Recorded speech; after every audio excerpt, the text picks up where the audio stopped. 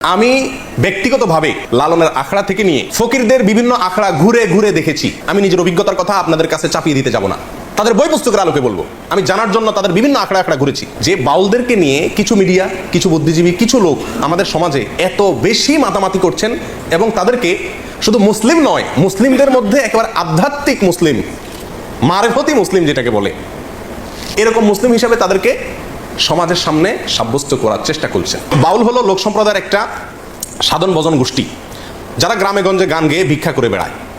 বাউলরা কোনো মসজিদেও যায় না, কোনো মন্দিরেও যায় না, কোনো ধর্মগ্রন্থে তাদের বিশ্বাস নাই। বাউলরা সাধারণত নারী পুরুষ মিলে যৌনাচার করে, এটাই হলো তাদের ধর্ম আর এটাই হলো তাদের সাধনা। এটা কার বক্তব্য? বাংলাপিডিয়ার বক্তব্য।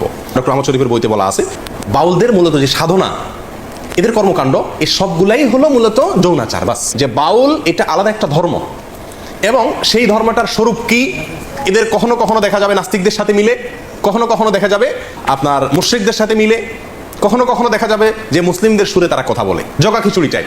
একটু আগে বলছিলাম যে বাউলদের মূল কাজ হলো যৌনাচারের মাধ্যমে ইবাদত করা, উপাসনা করা। কিরকম যৌনাচারের মাধ্যমে ইবাদত করা, উপাসনা করা? বাউলদের সমস্ত কর্মকাণ্ড হলো দেহকেন্দ্রিক, নিজের দেহ কেন্দ্রিক। মাথা থেকে পা পর্যন্ত যে দেহটা আছে না, এই দেহটা নিয়েই সমস্ত ইবাদত বন্দেগী।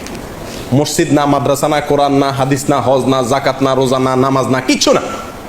সমস্ত ইবাদত বন্দেগী, সমস্ত সাধনা, সমস্ত ইবাদত উপাসনা সবকিছু হলো এই দেহকে কেন্দ্র করে। প্রত্যেক বাউলদেরই কমপক্ষে একজন সাধন সঙ্গিনী থাকে, মহিলা, যার সঙ্গে বিয়ে হওয়া জরুরি না, আরেকজনের বউ হতে পারে। আমি বলতেছি না, তাদের বই পুস্তকের কথা। পরকিয়া তাদের ধর্মে বৈধ, গাঁজা পান করা তাদের সাধনায় বৈধ।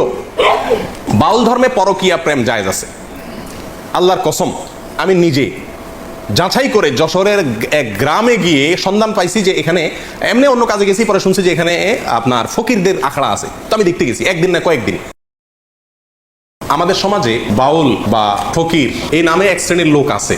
তো এই বাউলদের সম্পর্কে আমাদের অনেকের পরিপূর্ণ ধারণা নাই যে এদের ধর্ম আসলে কি, এরা কি মুসলিম কিনা। সাধারণত আমাদের সমাজের মানুষ জানে বাউলরা সবাই কি মুসলিম। শুধু মুসলিমই না, আমাদের সমাজের একটা বিশেষ শ্রেণী চেষ্টা করে এই বাউলদেরকে মুসলিমদের খুব আফার ক্লাসের একেবারে গোড়ার মুসলিম হিসাবে প্রমাণ করার।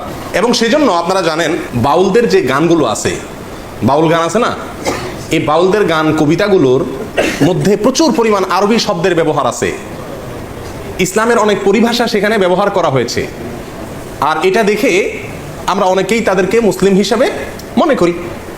এবং শুধু মুসলিমই নয়, মুসলিমদের মধ্যে একেবারে আধ্যাত্মিক মুসলিম, আধ্যাত্মিক একেবারে মুসলিমদের মানে একেবারে গোড়ার গভীরের মুসলিম, এটা আমাদের সমাজের একটা শ্রেণীর লোক বাউলদেরকে মনে করে। এবং শুধু তাই নয়, এই বাউলদেরকে মনে করা হয় এরা বিরাট বড় ওলি, এক একজন আল্লাহর অনেক বড় কি ওলি।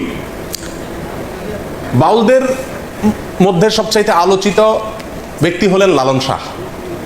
এই লালন শাহ যে যাকে যেখানে মাটি দেওয়া আছে কুষ্টিয়ার, এই জায়গাটাকে একসময় বলা হতো লালনের আখড়া। এরপরে ওই আখড়া না বলে ওটার নাম পরিবর্তন করে এখন বলা হচ্ছে ওইটাকে লালনের মাজার। কি বলা হয় এখন? মাজার, ইসলামী পরিভাষা। এবং এই আখড়ায় সর্বকালে গাঞ্জা টাঞ্জা খাওয়া হইতো।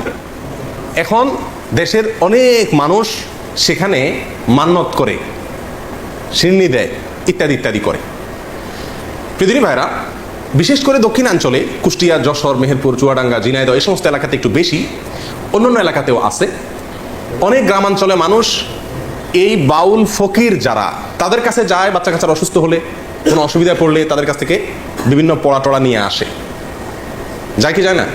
শুধু তাই নয়, বাউলদের বিভিন্ন গানকে আমাদের দেশের বিভিন্ন পাঠ্যপুস্তকে বাচ্চাদেরকে পড়ানো হয়, সেখানে পাঠ্যপুস্তকের অন্তর্ভুক্ত করে বাচ্চাদেরকে পড়ানো হয় বাউল গান। তাহলে বাংলাদেশের বেশিরভাগ মানুষ বাউল না, বাউলদের বাউলগিরি সাধারণ মানুষের ভিতরে নাই। কিন্তু যে কোনোভাবে হোক সমাজে এটাকে মুসলমানদের একটা ধারা, মুসলমানদের একটা গ্রুপ হিসাবে সাব্যস্ত করার জন্য একটা শ্রেণী দীর্ঘদিন থেকে চেষ্টা করে আসছে। শুধু তাই নয়, আপনারা অনেকেই হয়তো জেনে থাকবেন ভারতের কলকাতার পশ্চিমবঙ্গের একজন বড় উপন্যাসিক সুনীল গঙ্গোপাধ্যায়, তিনি লালনকে কেন্দ্র করে লালনের জীবনের উপর একটা উপন্যাস লিখেছেন। সে উপন্যাসটার নাম হলো মনের মানুষ। এই মনের মানুষ উপন্যাসটা, এটার আলোকে এটাকে স্ক্রিপ্ট হিসাবে নিয়ে একটা সিনেমা তৈরি করা হয়েছে কয়েক বছর আগে। সিনেমার নামও কি? মনের মানুষ। এই সিনেমাটা, এই ফিল্মটা তৈরি করেছেন, এটার পরিচালনা করেছেন কলকাতার গৌতম ঘোষ, এবং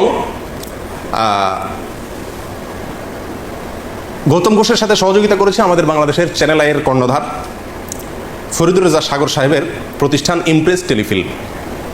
এই ইমপ্রেস টেলিফিল্ম আমাদের দেশের আর গৌতম ঘোষ এর যৌথ উদ্যোগে মনের মানুষ সিনেমা তৈরি হয়। এই সিনেমা লালন এবং বাউলদের জীবনাচারকে এই সিনেমার মাধ্যমে তুলে ধরা হয়েছে। এই সিনেমা যখন বের হয় তখন পত্রপত্রিকায় প্রচুর লেখালেখি হয়। লেখালেখি হলে আমার দৃষ্টি আকৃষ্ট হয় যে এত লেখালেখি হচ্ছে এটা নিয়ে, জিনিসটা কি।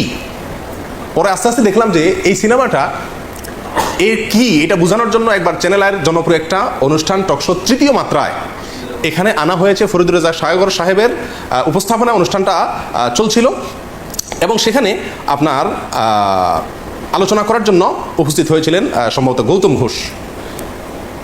তখন তিনি এই সিনেমা সম্পর্কে বলতে গিয়ে বলতেছেন যে এটা সাধারণ কোনো সিনেমা না। সিনেমা মানে হলো গান, প্রেম, পিরিত, আলতু ফালতু এই সমস্ত না, এটা সেরকম কিছু না। এটার নামে সিনেমা হলো, এটা ভিন্ন কিছু। কি এটা? তো তিনি বলতে বলতে একটা পর্যায়ে বললেন এটা সাধারণ কোনো ফিল্ম নয়, এটা একটা ধর্মগ্রন্থ। এটা একটা কি? ধর্মগ্রন্থ।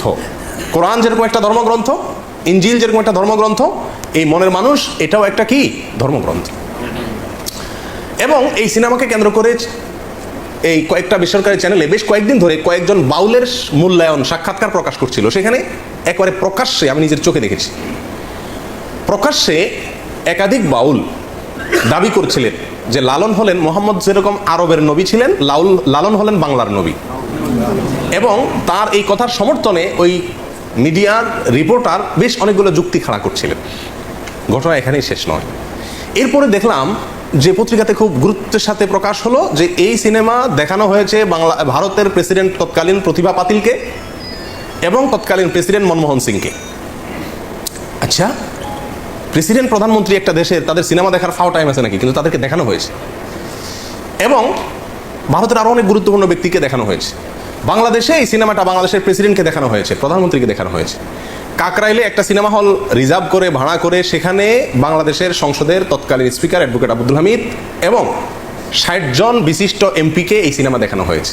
শুধু তাই নয়, বাংলাদেশ ক্রিকেট দলের সদস্যদেরকেও এই সিনেমা দেখানো হয়েছে। ব্যাপার কি আছে এই সিনেমায়, কি আছে এই ফিল্মে, এই সিনেমাতে, যে এটা সমস্ত গুরুত্বপূর্ণ ব্যক্তিকে দেখানো হচ্ছে? তখন আমি চিন্তা করলাম তো এটাতে তো কিছু আছে। তো আমি এই সিনেমাটা দেখার খুব চেষ্টা করতেছিলাম কোথায় দেখা যায়।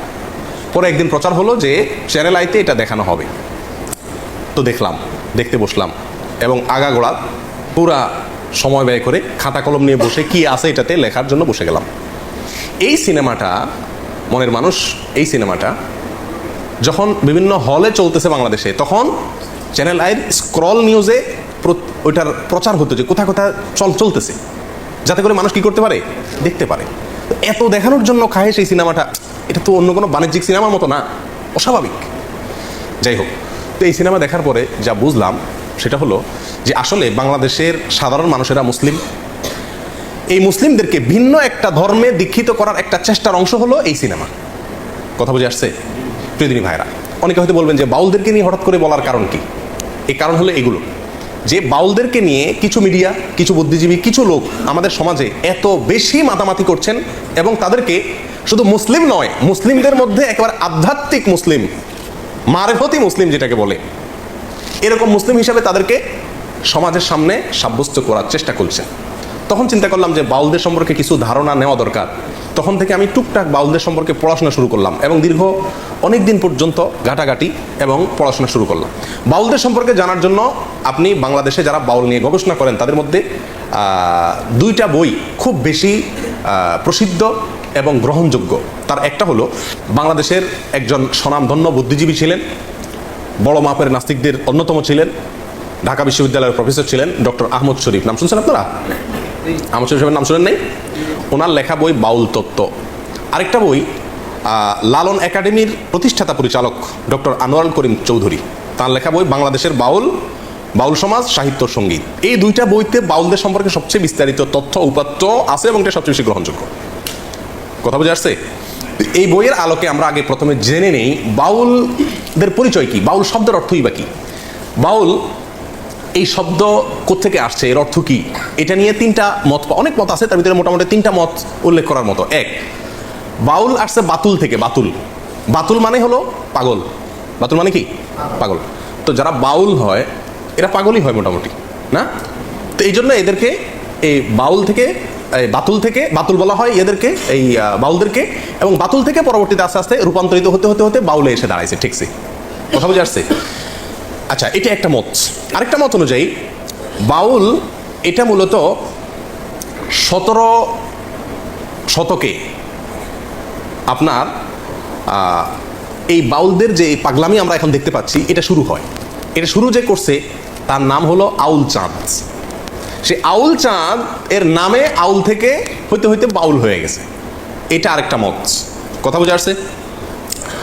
আচ্ছা, তৃতীয় নম্বর মত, যেটা ডক্টর আনোয়ার করিম চৌধুরী লালন একাডেমির প্রতিষ্ঠাতা পরিচালক, তার বাংলাদেশের বাউল বইয়ের 133 থেকে 145 নম্বর পৃষ্ঠার ভিতরে বাউলদের সম্পর্কে আলোচনা করতে, তাদের উৎপত্তি সম্পর্কে বলতে গিয়ে তিনি বলছেন যে বাউল এটা বাল শব্দ থেকে আসছে। আরবি ঠিক না, কোরআনে ব্যবহৃত। কোরআনে আল্লাহ সুবহানাহু ওয়া তাআলা বাল একটা শব্দের ব্যবহার এক জায়গায় করেছেন।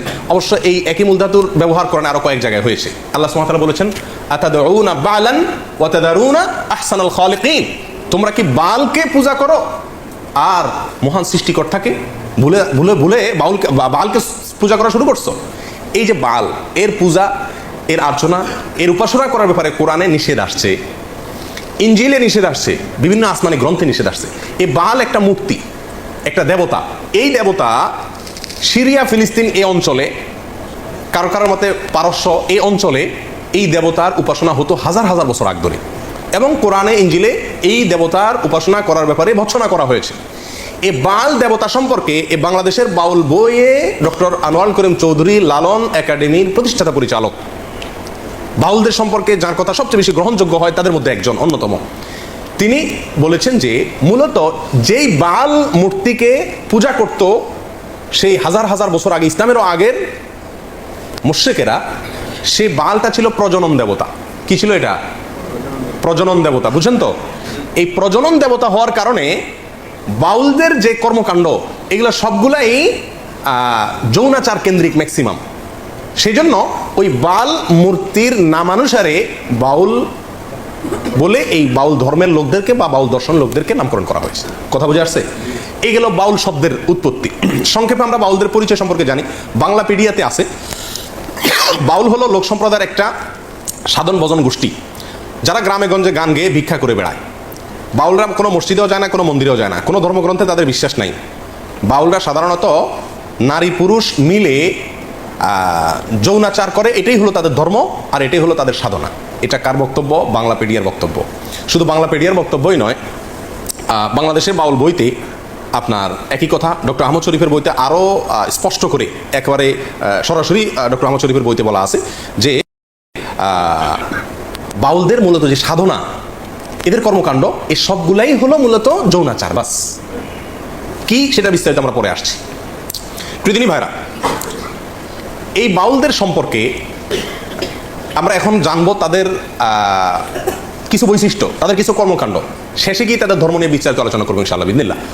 বাংলাদেশে মুসলমানদেরকে একটা ধর্মের লোক মনে করা হয়, হিন্দুদেরকে রাষ্ট্রীয়ভাবে স্বীকৃত একটা ধর্মের লোক মনে করা হয়, হ্যাঁ, খ্রিস্টানদেরকে একটা ধর্মের লোক মনে করা হয়, বৌদ্ধদেরকে একটা ধর্মের লোক মনে করা হয়, নাস্তিকদেরকেও ধর্মীয় দৃষ্টিকোণ থেকে একটা গ্রুপের লোক মনে করা হয়। কিন্তু বাউলদেরকে আমাদের সমাজ রাষ্ট্র আমরা মুসলিম হিসেবেই জানি। কিন্তু আজকের আলোচনা থেকে আপনি পরিষ্কার হয়ে যাবেন যে বাউল এটা আলাদা একটা ধর্ম, এবং সেই ধর্মটার স্বরূপ কি এদের কখনো কখনো দেখা যাবে নাস্তিকদের সাথে মিলে, কখনো কখনো দেখা যাবে আপনার মুশরিকদের সাথে মিলে, কখনো কখনো দেখা যাবে যে মুসলিমদের সুরে তারা কথা বলে, জগা খিচুড়ি চাই। যাই হোক, বাউলদের যে সাধনা, আসেন তাদের কাজ কি, এই কাজ সম্পর্কে একটু জানার চেষ্টা করি। একটু আগে বলছিলাম যে বাউলদের মূল কাজ হলো যৌনাচারের মাধ্যমে ইবাদত করা, উপাসনা করা। কিরকম যৌনাচারের মাধ্যমে ইবাদত করা, উপাসনা করা? বাউলদের সমস্ত কর্মকাণ্ড হলো দেহকেন্দ্রিক, নিজের দেহকেন্দ্রিক। মাথা থেকে পা পর্যন্ত যে দেহটা আছে না, এই দেহটা নিয়েই সমস্ত ইবাদত বন্দেগী। মসজিদ না, মাদ্রাসা না, কোরআন না, হাদিস না, হজ না, জাকাত না, রোজা না, নামাজ না, কিচ্ছু না। সমস্ত ইবাদত বন্দিগি, সমস্ত সাধনা, সমস্ত ইবাদত উপাসনা সবকিছু হলো এই দেহকে কেন্দ্র করে। কথা বুঝে আসছে? এবং তারা বলে যে দেহই হলো পরম সম্পদ, আর দেহেই সৃষ্টিকর্তা আছে। দেহেই কি আছে? সৃষ্টিকর্তা আছে। ডক্টর আহমদ শরীফের হুবহু তার ভাষা হলো এরকম, কামাচার বা মিথুনাত্মক যোগ সাধনাই হলো বাউল পদ্ধতি। এবং এই দেহকে কিভাবে তারা সাধনা করে তার একটা স্বরূপ আসছে এই বইগুলাতে।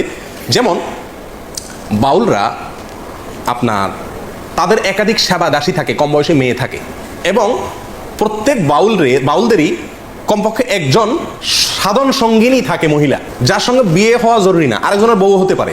আমি বলতেছি না, তাদের বই পুস্তকের কথা। পরকীয়া তাদের ধর্মে বৈধ, গাঁজা পান করা তাদের সাধনায় বৈধ। তো এই বাউলরা তাদের সাধনার পদ্ধতি হলো একজন ব্যক্তি পুরুষে সাধনা করে, তার জন্য একটা মহিলা লাগে, এবং তারা মনে করে এই সাধনাটা কখন হয়? যখন এই পুরুষ এবং মহিলা ব্যভিচারে লিপ্ত হয় এবং তাদের অর্গাজম হয়, ঠিক ওই সময় নাকি সৃষ্টিকর্তা হাজির হয়ে যায়। বুঝে আসছে কথা? বাস, যত বেশি এটা করতে পারবে তত বেশি সে কি পারবে, সে সাধনা করতে করতে একেবারে সফল হয়ে যাবে। সিদ্ধ পুরুষ বলে তারা, সফল পুরুষ হয়ে যেতে পারবে যত বেশি সে এই যৌনাচার করতে পারবে এবং দেহ নিয়ে তথাকথিত সাধনা করতে পারবে। বাউলদের অনেক গান আছে যে গানের অর্থ আমরা জানি না। এদের একটা রহস্যের বিষয় হলো এরা বলে একটা, উদ্দেশ্য না আরেকটা। আরবিতে এটাকে ইস্তেআরা বলে। বুঝে আসছে কথা? শব্দ বলে একটা, উদ্দেশ্য আরেকটা, খুব কৌশলে। সাধারণ পাবলিক বুঝতে পারে না। অনেক গান আছে আমরা এটাকে আধ্যাত্মিক মনে করি, অনেকে খুব গাই, টেলিভিশনে প্রচার হয়, আমরাও খুব গাই অনেকে, কিন্তু জানি না এই গানের অর্থ কি। তার ভিতরে এক দুটো আপনাদের দেখাচ্ছি।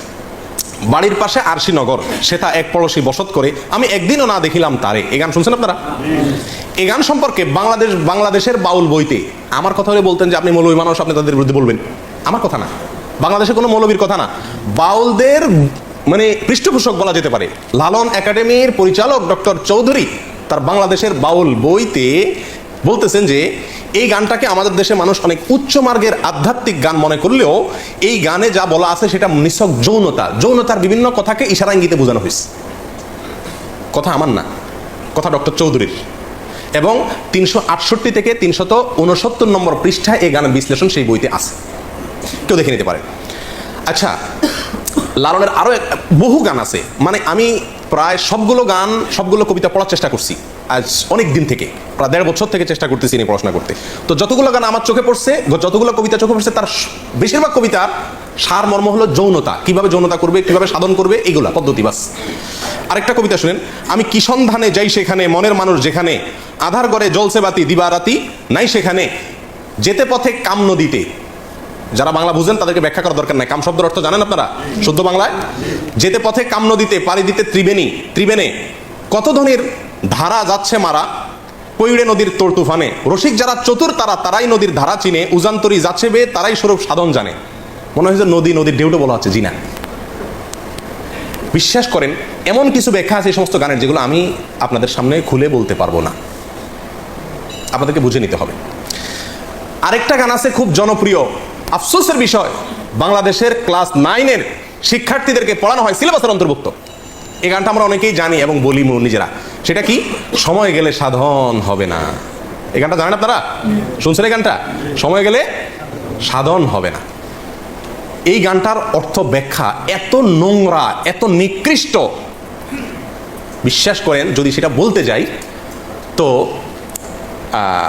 মানে সোজা কথা, আমাকে চরম নির্লজ্জ হতে হবে। এটা আমার দ্বারা সম্ভব না, আমি খুলে আপনাকে বলতে পারবো না এই গানের পুরো ব্যাখ্যা, তবে কিছু ইঙ্গিত দিব। শুনেন, পুরো গানটা শুনেন, কবিতাটা শুনেন। সময় গেলে সাধন হবে না, দিন থাকিতে দিনের সাধন কেন করলে না, জানো না মন খালে বিলে, মিন থাকে না জল শুকালে, কি হয় তারে বাদল দিলে শুকনা নদীর মোহনা, অসময়ে কৃষি করে মিশামিশি খেটে মরে, গাছ যদি হয় বীজের জোরে তবুও ফল তো ধরে না। এই গানের খোলাসা কথা আমি আপনাদেরকে বলি। বলা হচ্ছে যারা বাউল, যারা ফকির, যারা সাধনা করবে, এদেরকে বলা হচ্ছে আরে বেটা, দিন থাকতে দিনের সাধন করলি না, সময় থাকলে সাধন করতে হবে, সময় চলে গেলে সাধন করে লাভ হবে না। সময়টা কি? মেয়েদের ঋতুস্রাব, এর আগের সময়টাকে বোঝানো হচ্ছে। ঋতুস্রাবের আগের মুহূর্তে সাধন করতে হবে, ঋতুস্রাব হয়ে গেলে, মাসিক হয়ে গেলে তখন সাধন করলে আর কাজ হবে না। এই হলো খোলাসা কথা, আর এর চেয়ে বেশি আমি আপনাকে ব্যাখ্যা করে বলতে পারছি না। এখানে এই গানে যে এই কথাটা বোঝানো হয়েছে, এটা তো আমি দাবি করতেছি মৌলবী না, এটা বাউলদের বক্তব্য। তারাই বলতেছে যে এই গানের এই ব্যাখ্যা। রেফারেন্স নেবেন, একটা করে নেন। এই গানের সময়, সাধন, মিন, বীজ, কৃষি এসব শব্দ যৌনকর্ম সংশ্লিষ্ট বিভিন্ন পরিভাষা। লালন গবেষক নেয়ামত আলী এবং বাংলাদেশের নেয়ামত আলী বলেছেন, এটা আমার বক্তব্য না, লালন গবেষক বলতেছেন যে এই শব্দগুলো দ্বারা বিভিন্ন যৌনকর্মের বিভিন্ন মুহূর্ত, বিভিন্ন সময়, বিভিন্ন পরিভাষাকে বোঝানো হয়েছে। আর বাংলাদেশের বাউল বইতে 357 নম্বর পৃষ্ঠায় এই একই কথা বলা হয়েছে যে এই গানটা অনেকে মনে করে আধ্যাত্মিক গান, সময় গেলে সাধন হবে না, মানে আল্লাহর যাওয়ার জন্য বন্দি করতে বলতেছে না, এখানে সেক্স করতে বলতেছে, যৌনচার করতে বলা হচ্ছে, জেনা করতে বলা হচ্ছে, এবং তার সময় বলা হচ্ছে কখন করতে হবে কখন করা যাবে না। আর এটাই খুব পরম, এটা ক্লাস 9 বাচ্চাদেরকে পড়ানো হয় আমাদের দেশে। এবং বাউল লালন পরিভাষা নামে একটা বই আছে, এই বইয়ের 80 নম্বর পৃষ্ঠায়ও এই গানের একই ব্যাখ্যা করা হয়েছে যে এটা পুরাটা যৌনতার কথা, কিন্তু আমরা সাধারণ মানুষ হয়তো জানিও না। আসেন সামনে। বাউল সাধনা সম্পর্কে আমাকে মাফ করবেন, এমন কিছু কর্মকাণ্ড তাদের আছে যেগুলো আমি না বললে আপনারা বুঝবেন না, বলতে হবে, আমাকে একটু বেহায়া হতে হবে। আমাদের দেশে মানুষ জানে না, অনেকে, ম্যাক্সিমাম লোক। আমি ব্যক্তিগতভাবে লালনের আখড়া থেকে নিয়ে ফকিরদের বিভিন্ন আখড়া ঘুরে ঘুরে দেখেছি। আমি নিজের অভিজ্ঞতার কথা আপনাদের কাছে চাপিয়ে দিতে যাব না, তাদের বই পুস্তকের আলোকে বলবো। আমি জানার জন্য তাদের বিভিন্ন আখড়া আখড়া ঘুরেছি। এইবার দেশে গিয়ে আমি কুষ্টিয়াতে গেছি, আমার উদ্দেশ্য ছিল লালনের আখড়া যাওয়া, দেখা সেখানে, এবং শুধু শোনা কথা বা পড়া কথারও বিশ্বাস না করে নিজে চোখে দেখা।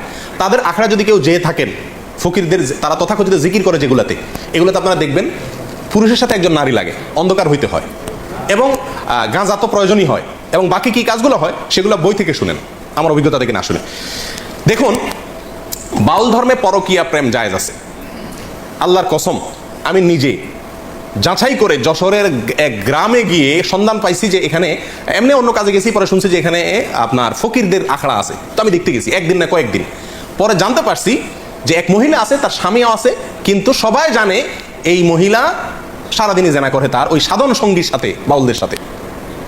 এবং কোনো কোনো মহিলা তো সংসার শেষ, আবার অনেক পুরুষও করে যারা বাউল। এটা তাদের ধর্মের গুরুত্বপূর্ণ কাজ, জেনা করা। সারাদিন জেনাটাই ইবাদত বাস, এবং জেনার মানে মূল মুহূর্ত যেটা, সেই মুহূর্তেই নাকি স্রষ্টা হাজির হয়ে যায়।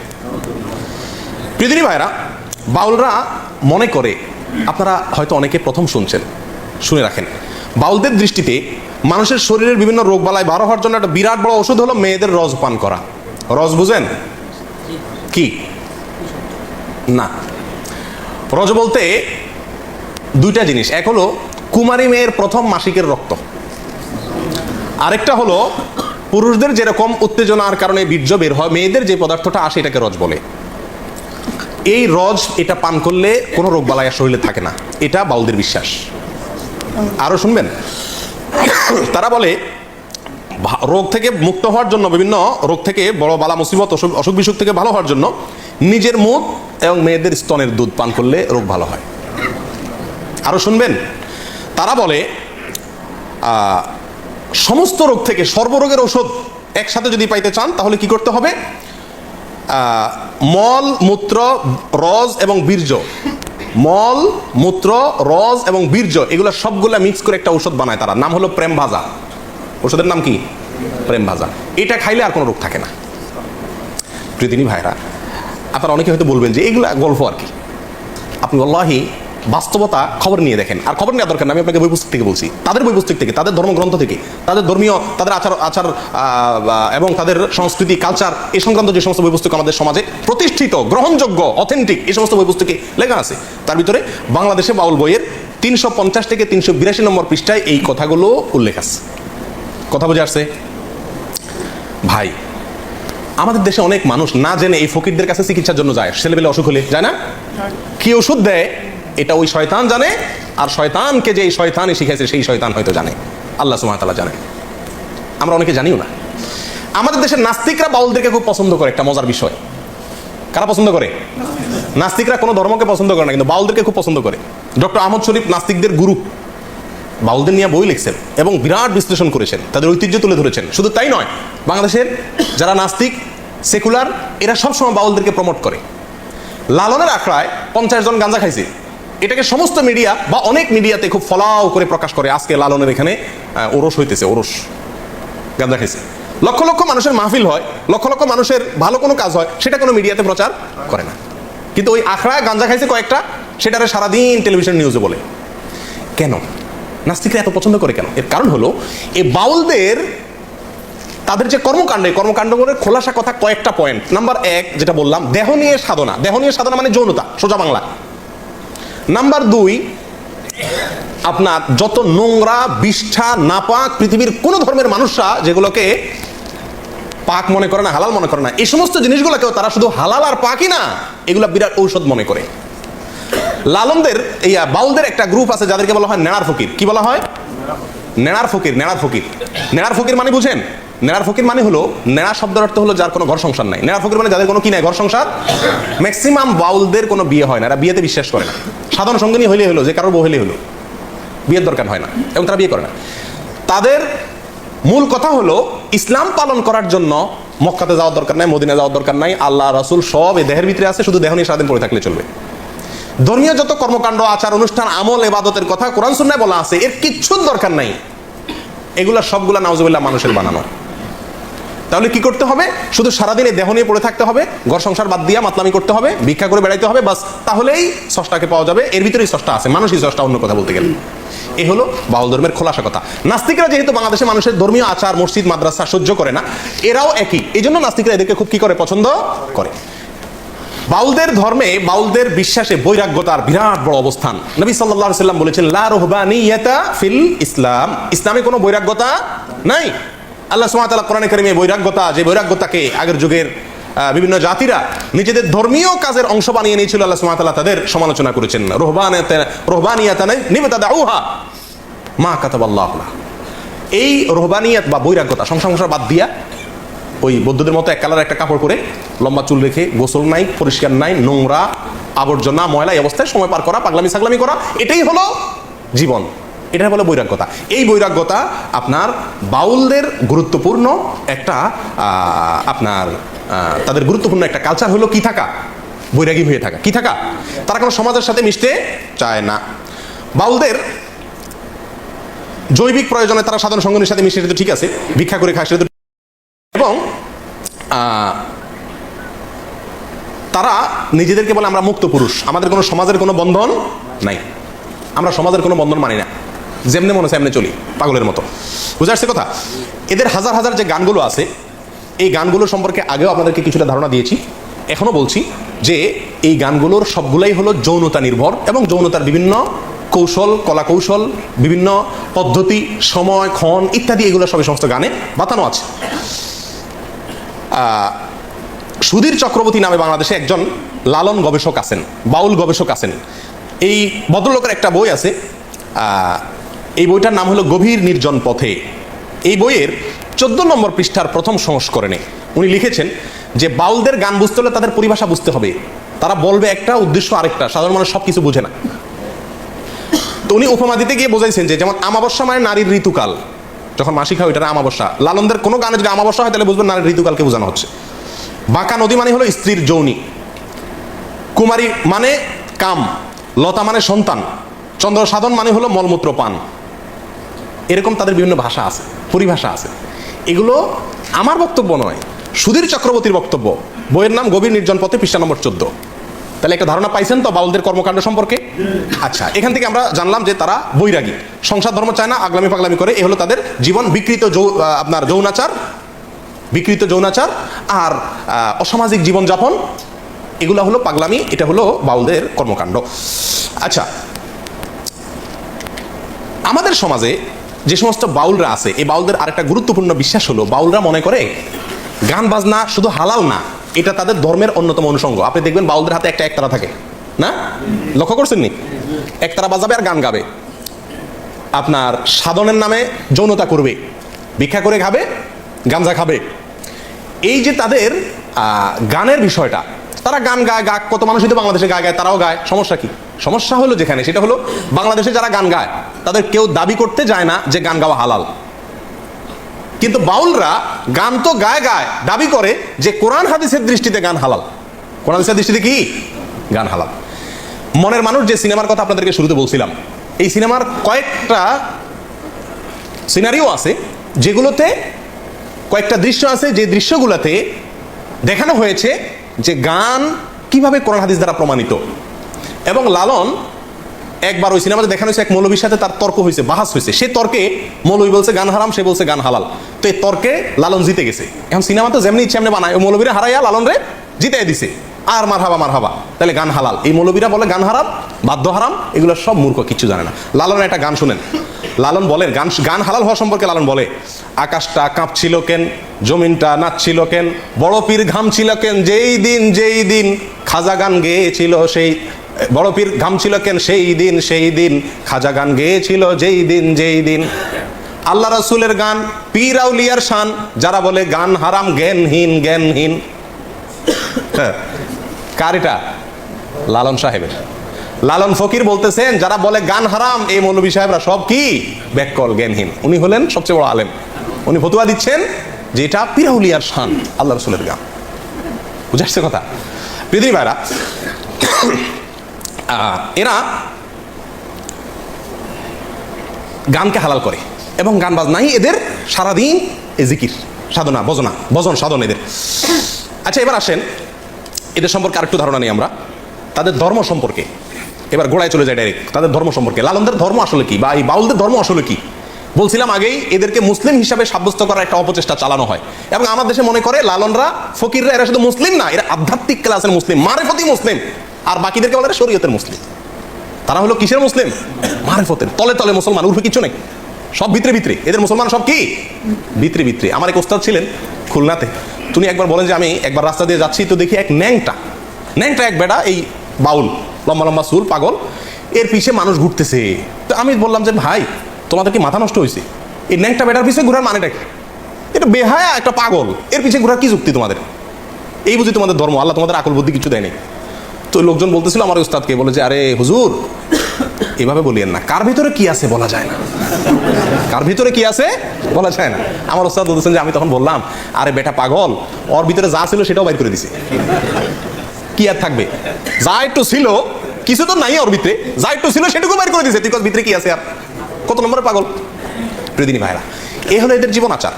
এবার আসেন তাদের ধর্ম নিয়ে। দেখুন, তারা পাগলামি করে করুক, তারা মাতলামি করে করুক, তারা গাঞ্জা খায় খাক, তারা জেনা করে করুক, তারা গান বাজনাকে ধর্ম মনে করে করুক, তারা আরো কিছু করুক, শুধু বীর্জনা পেশা পায়খানা সারাদিন খাক, আমার কিছু আসে যায় না। আমার আসে যায় তখন যখন তারা এই কাজগুলোকে ইসলামের নামে করে এবং সমাজে জোরপূর্বক চাপিয়ে দেওয়ার চেষ্টা করা হয়, এটাকে ইসলাম হিসাবে সাব্যস্ত করার চেষ্টা করা হয়। প্রিয়দিনী ভাইরা, এদের ধর্ম সম্পর্কে অনেকেরই ধারণা নাই। আমি আগেই বলছি, আমরা অনেকে মুসলমান মনে করি। লালনের নিজের মুখেই শুনেন, আমরা সাধারণ মানুষ না জানলে কি হবে, যারা পণ্ডিত তারা ঠিকই জানে, নাস্তিকরা ঠিকই জানে যে লালনের ধর্ম কি ছিল, লালনের নিজের ধর্ম কি ছিল। এবং আপনার কি জানি বলে, তার নিজের ধর্মের পরিচয় কি, এটা সম্পর্কে সে কিছুটা চালাকি করছে, মুনাফিকের মতো। মুনাফিক যেরকম বলতে চায় না তার ধর্ম কি, লালনও তার কোনো জায়গাতে স্পষ্ট করে বলে না যে আমি নাস্তিক, আমি মুসলমান, আমি হিন্দু, এরকম কখনো সে বলে না। ঘুরাই ফিরাই বলে। তার গান শুনলে, তার কবিতা শুনলে আপনি বুঝবেন সে কত চালাকি করার চেষ্টা করে, ঘুরাই ফিরাই বলতেছে। আচ্ছা, যাই হোক, লালন অনেক বড় মাপের কবি ছিলেন, সেই জায়গা থেকে আমি তাকে সম্মান করি। তিনি অনেক বড়, তার কবিতা বাংলা ভাষার জন্য অনেক বড় কিছু, ঠিক আছে, সব ঠিক আছে। কিন্তু ধর্ম নিয়ে যখন তিনি কথা বলছেন এবং ধর্মের নামে ইসলামের কোরআন এবং হাদিসকে এত নিকৃষ্টভাবে বিকৃত করেছেন, যত নিকৃষ্টভাবে আর কেউ বিকৃত করে নাই, তখন তার সেই বিকৃতিগুলো আমাদের ধরে দেওয়া দরকার আছে কি নাই? প্রিয়দিনী ভাইরা, তার ধর্মের খোলাসা হলো তারা বলে এ আপনার দেহের ভিতরেই সৃষ্টিকর্তা, আপনার দেহের ভিতরেই কি সৃষ্টিকর্তা। তার এক গানে মনসুর হাল্লাজের যে আনাল হক, আমি খোদা, আমি আল্লাহ, এই যে দাবি করছে মনসুর হাল্লাজ, আলেমরা তাকে মৃত্যুদণ্ডের নির্দেশ দিচ্ছেন, তার মৃত্যুদণ্ড হয়ে গেছে এই কুফুরি কালামের কারণে। সেই কুফুরি কালামটাই বিশ্বাস করে লালন। এবং একটা গান আছে বাউলদের, আপনারা জানেন, একবার আপনারে চিনিতে পারিলে রে যাবে অচেনারে চেনা, একবার আপনারে চিনিতে পারিলে রে যাবে অচেনারে চেনা, মানে নিজেরে চিন, তাহলে অচেনারে অর্থাৎ আল্লাহরে চিনা যাবে। আল্লাহ, তুই নিজেরে চিনলে আল্লাহরে পেয়ে যাবি। আরবিতে একটা প্রবাদ আছে, নাউজুবিল্লাহ, অনেকে এটাকে হাদিস হিসাবে পেশ করে, সেটা হলো যে মান আরাফা নাফসাহু ফাকাদ আরাফা রাব্বাহু। ওইটারই বাংলা অর্থ হলো এই কুফুরি কালাম, অর্থাৎ যে ব্যক্তি নিজেকে চিনবে সে আল্লাহকে চিনে ফেলবে। এই কথা শুনতে ভালো শোনা যায়, কিন্তু উদ্দেশ্য হলো ওই নিজের ভিতরেই আল্লাহ আছে, বাইরে কোথাও যাওয়ার দরকার নাই। আচ্ছা, যাই হোক, এবার লালন নিজের যে কবিতার মাধ্যমে তার ধর্মের পরিচয় দিচ্ছে, আসেন তার মুখেই শুনি। সব লোকে কয় লালন কি জাত সংসারে, লালন বলে জাতের কি রূপ দেখলাম না এই নজরে, কেউ মালায় কেউ তসবি গলায়, হিন্দুরা মালায়, মুসলমানরা তসবি গলায়, কেউ মালায় কেউ তসবি গলায়, তাতেই যে জাত ভিন্ন বলায়, যাওয়া কিংবা আসার বেলায় জাতের চিহ্ন রয় কার রে, যদি সুন্নত দিলে হয় মুসলমান, নারীর তবে কি হয় বিধান, বামন চিনে পৈতা প্রমাণ, বামনি চিনে কিসে রে, লালন এমনই এক জাত, লালন এমনই জাত এক খানা। কি বুঝলেন? সে বলতে চাচ্ছে, এই গানের কবিতার খোলাসা কথা হলো যে মানুষ জাতের কথা কয়, কিসের জাত, কিসের ধর্ম আবার এই সমস্ত। আচ্ছা, সুন্নত দিলে মুসলমানই করাইলে, খাতনা করলে যদি মুসলমান হয়, তাহলে মহিলা যে খাতনা হয় না, হে কেমনে মুসলমান হয়? বামন, হিন্দুদের বামনের পৈতা লাগালে যদি কি হয়, সে বামন হয়, তা বামনই যে হে তো পৈতা লাগায় না, তাহলে হে কেমনে হিন্দু হয়? এগুলো কোনো কথা হলো নাকি? জাতের কথা কয়, আমি তো জাত তো কোনোদিন দেখলাম না, বুঝলাম না, এটা কোন ধরনের? লালন এমন এক জাত যে কিছু না। কথা বুঝতে পারছেন? এটার অর্থ হতে পারে তিনি নাস্তিক, তথাকথিত মানবতাবাদী। যাই হোক, তার আরেকটা গান শোনেন, কবিতা, কালী কৃষ্ণ গড খোদা কোন নামে নাহি বাধা। কালী কৃষ্ণ গড খোদা, কারণ সবই তো নিজে, নাম যাই দেন দেন, সমস্যা নেই। কালী বললেও ঠিক আছে, কৃষ্ণ ঠিক আছে, গডও ঠিক আছে, খোদাও ঠিক আছে, কোন নামে নাহি বাধা। মন কালী কৃষ্ণ গড খোদা বলো রে, মনরে বলতেছে, মন তুই কালীও বল, কৃষ্ণ বল, গডও বল, খোদাও বল। কথা বুঝতে পারছেন? এ হলো বাউলদের ধর্ম। আচ্ছা, এরা কোনোদিন মসজিদে যায় না। ইতিহাসে কোনোদিন কোনো বাউলকে আপনারা ভুলেও কোনো মসজিদে, কোনো মন্দিরেও যায় না, মন্দিরেও যায় না, বরং প্রাতিষ্ঠানিক ধর্মাচরণের বিরুদ্ধে এরা সব সময় সোচ্চার। এরা বলে যে কোনো মসজিদ, মাদ্রাসা, কোরআন, হাদিস কিচ্ছু দরকার নাই, শুধু আইসা সারাদিন একতারা বাজাও, বা লালনের গান গাও, যৌনতা করো, ভিক্ষা করো, গাঞ্জা খাও, এক কালার কাপড় পরে পাগলামি করো, ব্যাস তুমি সিদ্ধ পুরুষ হয়ে যাবা, তথাকথিত দেহনিয়া সাধনা করো। প্রিয় বন্ধুরা, তারা বলে, বাউলরা বলে যে কোনো তীর্থস্থানে যাইতে হবে না। এই যে আমরা মক্কায় আসি না, এটার বিরুদ্ধে লালন কবিতা লিখছে। মক্কা আসার দরকার নেই, মদিনা যাওয়ার দরকার নেই, সব মক্কা মদিনা কোথায় আছে? এই নিজের ভিতরে আছে। বুঝে আসছে কথা? দেখেন সে কি বলে, আছে আদি মক্কা এই মানব দেহে, আছে আদি মক্কা, আদি মক্কা মানে পুরান মক্কা, আসল মক্কা এই মানব দেহেই বলে কি আছে, আছে আদি মক্কা এই মানব দেহে, দেখলো না রে মন ভে। কেউ একটু এই মক্কাটা দেখলো না, সবাই কেন ওই মক্কা ছুটে? হ্যাঁ, আছে আদি মক্কা এই মানব দেহে, দেখলো না রে মন ভে, দেশ দেশান্তরে দৌড়ে এবার মরিস কেন হাঁফিয়ে, এত কষ্ট করে কেন মক্কা যাস? 10 দুয়ারি মানুষ মক্কা, গুরুপদে ডুবে দেখগা, ধাক্কা সামলায় ফকির লালন বলে, সে যে গুপ্ত মক্কা, আদি ইমাম সেই মেয়ে। কথা বুঝছেন তো? সব মক্কা কোথায় আছে? ভিতরে আছে, এই দুনিয়া ঘুরে ওখানে যাওয়ার একটা অনর্থক লালন বলে। আচ্ছা, নাউজুবিল্লাহ, প্রত্যেক মানুষই সৃষ্টিকর্তা, প্রত্যেক মানুষই আল্লাহ, এটা তার ওই আনাল হক যে জিন্দিগি বক্তব্য, সেই বক্তব্য তার কবিতায় আসছে। দেখেন, মনসুর হাল্লাজের আনাল হক যে আছে আমি সত্য, এটাকেই তারা বিশ্বাস করে। চণ্ডীদাসের একটা কবিতা আছে, আপনারা অনেকে জানেন, সবার উপরে মানুষ সত্য, তাহার উপরে নেই। সবার উপরে মানুষ সত্য, তার। আমরা বলি লা ইলাহা ইল্লাল্লাহ, মানে কি? আল্লাহ ছাড়া কোনো সত্য মাবুদ নাই। পৃথিবীতে সত্য যদি থাকে, আল্লাহর অস্তিত্বের উপরে কোনো সত্য আর নাই। সবচেয়ে বড় মহাসত্য হলো আল্লাহর অস্তিত্ব, না? আর এরা বলতেছে সবার উপরে মানুষ সত্য, তাহার উপরে নাই। এসব গজল, এই সমস্ত গান, কবিতা অনেক সময় আমরা মজা করে বলি, জানি না এটার অর্থ কি। সবার উপরে মানুষ সত্য, তাহার উপরে নাই, অর্থাৎ কি আল্লাহ, গড, ইয়া, এক এক ধর্মের মানুষ এক একটা বলে, নাউজুবিল্লাহ, এগুলো সবই বাতিল, কোনোটারই অস্তিত্ব নেই। আসলে হলো মানুষের অস্তিত্ব, মানুষই খোদা, মানুষই আল্লাহ, মানুষই মক্কা, মানুষই সব, ব্যাস, মানুষের সৃষ্টিকর্তা, নাউজুবিল্লাহ। এবং এই মানুষই যে সৃষ্টিকর্তা, এর সপক্ষে দেখেন কবিতা আছে লালনের, ও যার আপন খবর আপনার হয় না, একবার আপনারে চিনিতে পারিলে রে, যাবে অচেনারে চেনা, যাবে অচেনারে চেনা। লালনের গান, কবিতা। অর্থাৎ আপনারা চিনলেই অচেনারে চেনা যাবে, অর্থাৎ ওই সৃষ্টিকর্তা চেনা যাবে। আপনার ভিতরে, নিজের ভিতরে কি আছে? সৃষ্টিকর্তা আছে। যেই রূপের সাই বিরাজ করে দেহ ভুবনে, গুরুর দয়া যারে হয় সেই জানে, উপর নিচে সারি সারি 9.5 দরজা তারি, লালন কয় যেতে পারি কোন দরজা খুলে ঘরে। হ্যাঁ, এটা একটা যৌনতার গান। 9.5 দরজা বলতে মেয়েদের শরীরের 7টা অঙ্গকে বোঝানো হয়েছে, আমার বক্তব্য নয়। যে বইগুলো বলছে এই বইগুলোর বক্তব্য। কোরআন সুন্নাহ নিয়ে সন্দেহ, কোরআন নিয়ে সন্দেহ। লালনের কোরআন নিয়ে গান শুনেন আপনারা, মুসলমান মনে করেন, আধ্যাত্মিক পুরুষ মনে করেন, মারিফতের প্রাণ পুরুষ মনে করেন, সেখানে মাজার মনে করেন, সেখানে গিয়ে সিন্নি দেন, মান্নত করেন, তাকে মুসলমানদের একেবারে গোড়ার মুসলমান মনে করেন, খাঁটি ধার্মিক মনে করেন। কোরআন সম্পর্কে কি বলে সে দেখেন তার কবিতা। সে বলে, কি কালাম পাঠালেন আমার সাঁই দয়াময়, এক এক দেশের এক এক ভাষা কয় খোদা পাঠায়, এক যুগে পাঠায় কালাম, অন্য যুগে হয় কেন হারাম, এমনি দেখি ভিন্ন তামাম ভিন্ন দেখা যায়, যদি একই খোদার হয় রচনা। এই অংশ ভালো করে শুনেন, যদি একই খোদার হয় রচনা, তাতে তো ভিন্ন থাকে না, মানুষের সকল রচনা তাতেই তো ভিন্ন হয়। নাউজুবিল্লাহ। কথা বুঝছেন? এই গানের কথা বুঝছেন? কি বুঝাতে চাইছে? বলে যে যুগে যুগে এক এক নবীর কাছে এক এক আসমানি কিতাব আসছে না, একটাতে হালাল বলা হয়েছে, আরেকটাতে বলা হয়েছে কি হারাম। তো সে বলতে চাচ্ছে যদি এক আল্লাহই পাঠাবে তাহলে সবগুলা কি হবে, একরকম হবে, একটা এক যুগে হালাল আর এক যুগে হারাম কেন হয়? কথা বুঝছেন? কত বড় মূর্খ একজন ডাক্তারও তো এক রুগীরে এক ওষুধ দেয় আবার চেঞ্জ করে দেয়, এই ওষুধ কয়দিন চলবে এরপরে অন্য ওষুধ খাইতে হবে, ডাক্তার জানে সময় অনুযায়ী পরিবর্তন হয়। আল্লাহ সুবহানাহু ওয়া তাআলা এক এক যুগে এক এক বিধান দিয়েছেন, লিকুল্লিন শিরআতুম মিনহাজা, প্রত্যেক নবীকে আল্লাহ তাআলা কি দিয়েছেন, আলাদা আলাদা শরীয়ত দিয়েছেন। সে বলতেছে এক এক নবীর এক এক বিধান কেন, যদি আল্লাহর হতো তাহলে তো ভিন্ন হতো না। এই জন্য সে বলতেছে আপনার যদি একই খোদার হয় রচনা তাতে তো ভিন্ন থাকে না, মানুষের সকল রচনা তাই তো ভিন্ন হয়, এগুলো সব মানুষের লেখা। নাউজুবিল্লাহ, কোরআন এটা বলে কার লেখা? মানুষের বানানো। এক এক দেশের এক এক বাণী, পাঠান কিসাই গুণমণি, মানুষের রচিত জানি লালন ফকির কয়। এই শয়তান বলে এগুলো সব কার রচনা? মানুষের রচনা। আর সে বলে মুসলমান না শুধু, মারেফতের বিরাট উচ্চাঙ্গের আউলিয়া পীর। হ্যাঁ, আল্লাহুল মুস্তাআন। আচ্ছা, তার আরেক গানের ভিতরে দেখা যায় সে বলছে যে আল্লাহ এবং রাসূল এক, আল্লাহ রসুল আলাদা কিছু না। নাউজুবিল্লাহ, এটা আমাদের দেশে অনেক মাজারিরাও বলে আল্লাহকে বুঝে তোমার অপর লীলা, আল্লাহ কে বুঝে তোমার অপর লীলা, কে বুঝে তোমার অপার লীলে, তুমি আপনি আল্লাহ ডাকো আল্লাহ, তুমি নুরি ছিলে ডিম্ব অবতরী, সাকারে সৃজন পড়লে ত্রিভুবন, আকারে চমৎকার ভাব দেখালে, নিরাকার নিগম ধ্বনি, তাও তো সত্য সবাই জানি, তুমি আগমের ফুল নিগমের রাসূল, আদমের ধরে জান হইলে, আত্মতত্ত্ব জানে যারা, সায়ের নিগুড় লীলা দেখছে তারা, নিরঞ্জন অকথ্য সাধন লালন খুঁজে বেড়ায় বন জঙ্গলে। পুরা গানের খোলাসা কথা হইল আল্লাহ একবার আকার ধরে নবীর রসুলত ধরে আসে দুনিয়াতে, আবার নিরাকার হয়ে যায়, আবার আদমের ঘাড়ে মানুষ হয়ে আদমের রূপ ধরে আল্লাহ আসে, অর্থাৎ এরাই আল্লাহ, নাউজুবিল্লাহ, আলাদা কিছু নেই। কথা বুঝে আসছে? এরপর আরেকটা গানের 2 লাইন শুনেন মাত্র, সেখানে সে বলতেছে কেন জিজ্ঞাসিলে খোদার কথা দেখায় আসমানে, কেন জিজ্ঞাসিলে খোদার কথা দেখায় আসমানে, আসেন কোথায় স্বর্গপুরে কেউ নাকি সন্ধান জানে। আল্লাহর কথা বললে কয় আসমানে আছে, আর রহমান আল্লাহর সিস্তাওয়া, আল্লাহর কথা বললে বলে আসমানে আছে সবাই, বলে যে কেউ আজ পর্যন্ত দেখছে, কেউ জানছে নাই, বুয়া। নাউজুবিল্লাহ, এই হলো বাউলের ধর্ম।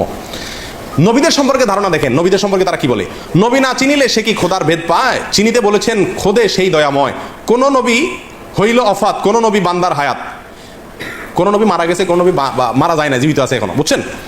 নিহাজ করে জানলে নেহাজ যাবে সংশয়, যে নবী পারের কান্ডার জিন্দা সে 4 যুগের উপর, হায়াতুল মুরসালিন নামে তার জন্য, তার সেই জন্য কয়, যে নবী আজ সঙ্গে তোরে চিনে মন তার দাওনা ধরো, লালন বলে পরের কারো সাথ যদি রয়, নবী না মানে যারা মুয়াহেদ কাফের তারা, সেই মুয়াহেদ দায়মাল হবে বেহিসাব দোজখে যাবে, আবার তারা খালাস পাবে, লালন কয় মোর কি হয় জানি।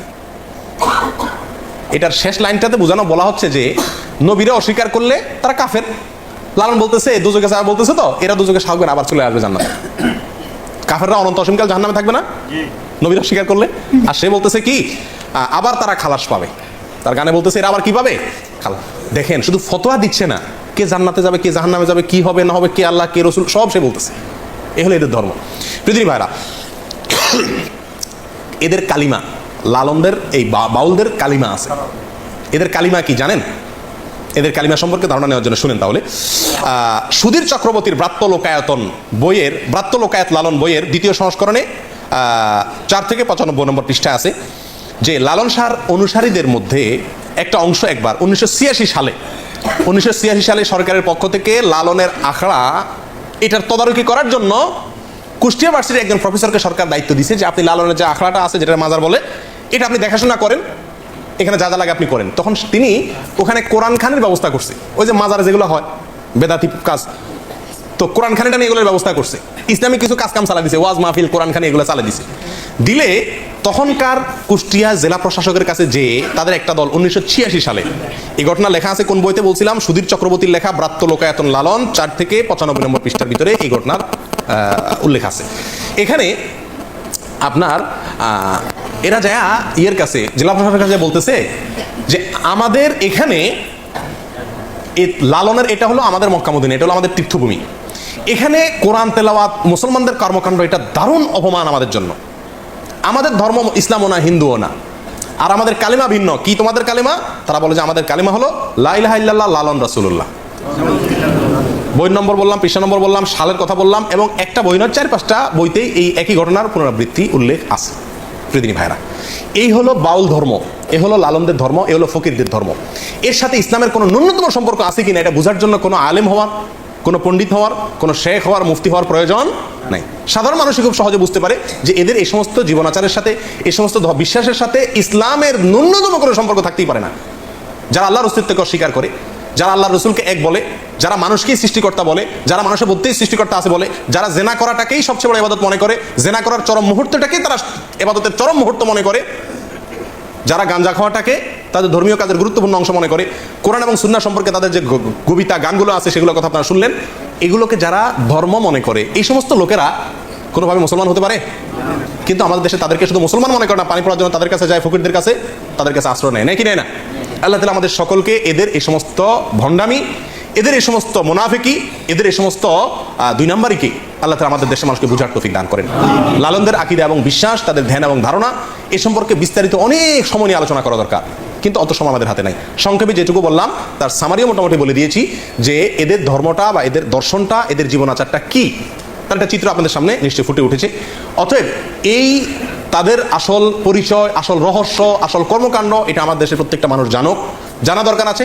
তারপরে মানুষ লালনকে গ্রহণ করে বর্জন করে সাধারণ মানুষের উপর আমরা ছেড়ে দিতে পারি। আমাদের দেশে জোর করে চাপিয়ে দেওয়ার চেষ্টা বারবার করা হয়। ক্লাস 9-এর বইতে লেখা বাচ্চাদের পড়ানো হচ্ছে সময় গেলে সাধন হবে না, যৌনতার কবিতা। মাসিক থাকতে যৌনাচার করতে হবে, না হলে সাধন হবে না মাসিক আসার আগে। এই কবিতারে পড়ানো হচ্ছে ক্লাস 9-এ বাচ্চাদেরকে আধ্যাত্মিক কবিতা হিসেবে। এবং এই কবিতার এই ব্যাখ্যা আমি আপনাদেরকে আগেই বলেছি, এটা আমার ব্যাখ্যা নয়, এটা ডক্টর আহমদ শরীফের ব্যাখ্যা, এটা ডক্টর আনোয়ার করিম চৌধুরীর ব্যাখ্যা, এটা সুধীর চক্রবর্তীর ব্যাখ্যা, এটা লালন পণ্ডিতদের ব্যাখ্যা, লালন একাডেমির কর্তাদের ব্যাখ্যা, আমাদের সাধারণ মৌলভী সাহেবদের ব্যাখ্যা নয়। অতএব আল্লাহ তাআলা এদের এই সমস্ত চক্রান্ত থেকে, শয়তানি থেকে আল্লাহ তাআলা আমাদেরকে হেফাজত থাকার তৌফিক দান করেন। কেন মনের মানুষ সিনেমাকে ভারতের প্রেসিডেন্ট প্রধানমন্ত্রীকে দেখানো হয়েছে? কেন মনের মানুষ সিনেমা আমার দেশের প্রেসিডেন্ট প্রধানমন্ত্রী দেখানো হয়েছে? কেন মনের মানুষ সিনেমাটাকে সিনেমা বানায় কাকালে হল রিজার্ভ করে 60 জন এমপিকে, জাতীয় ক্রিকেট দলের সমস্ত খেলোয়াড়দেরকে, জাতীয় সংসদের স্পিকারকে দেখানো হয়েছে? কেন এটা নতুন সিনেমা টিভিতে ফ্রি দেখানো হচ্ছে? কেন কোন হলে চলতেছে তার অ্যাড্রেস টিভিতে সারাদিন প্রচার করা হচ্ছে? তার রহস্য এখন বুঝছেন তো? এটাকে একটা ধর্ম, এই ধর্ম বাংলাদেশে প্রতিষ্ঠা করতে চায় কিছু লোক, কিছু নাস্তিকরা। আল্লাহ তাআলা আমাদের চোখগুলাকে খুলে দেওয়ার তৌফিক দান করেন, আমরা যেন চোখগুলা খুলতে পারি, বুঝতে পারি। ওমা তৌফিক ইল্লা